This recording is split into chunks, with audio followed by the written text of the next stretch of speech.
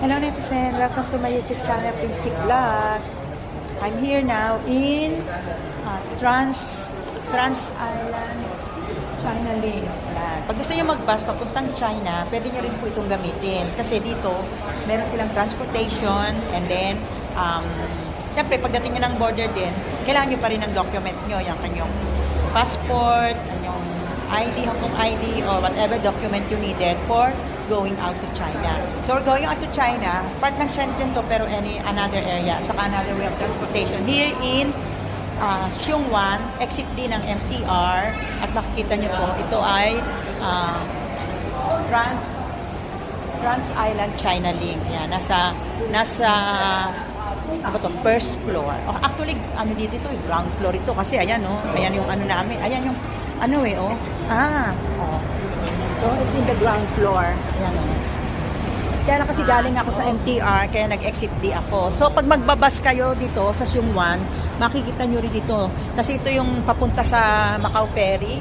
At saka dito po, may mga, ito naman po dito sa ground floor po natin, dito po yung ating bilihan ng bus papuntang China. And here, makakabasa kayo. Kung marunong kayo magbasa ng Chinese, pwede niyong basahin ang mga tour nila. Kasi ito, marami tayong mga tours na pwedeng join. Kaya lang di ako magbasa kasi puro Chinese. Ayan. At saka dito po ang bilihan ng ticket doon. Ayun. Ayan, nandiyan yung may lady, meron English ng konti dyan. Ayan. So, the best thing is, pwede kayong bumili ng ticket ahead or pwedeng pagdating nyo dito, bumili kayo ng ticket. But ang disadvantage lang nun ay, syempre, hindi nyo alam kung puno na.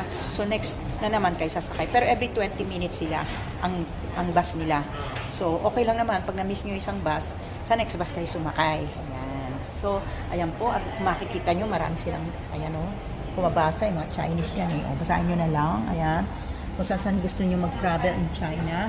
Ayan. Meron sa hotel. Ayan, 375 lang o.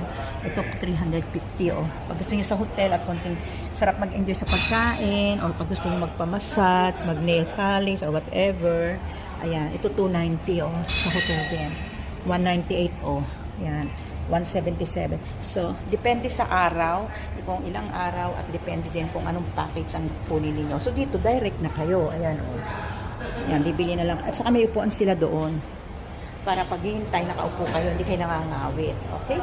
So, dito may mga information din sila, oh. Ayan. Very convenient po. Ayan. So, ito po ay nasa ground floor. And if you wanna go to Macau Ferry, para bumili ng ticket, doon po tayo sa aakyat sa taas.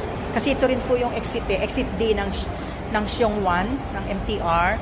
And then, you're going up. When you're going up, there is it. Oh, ayan.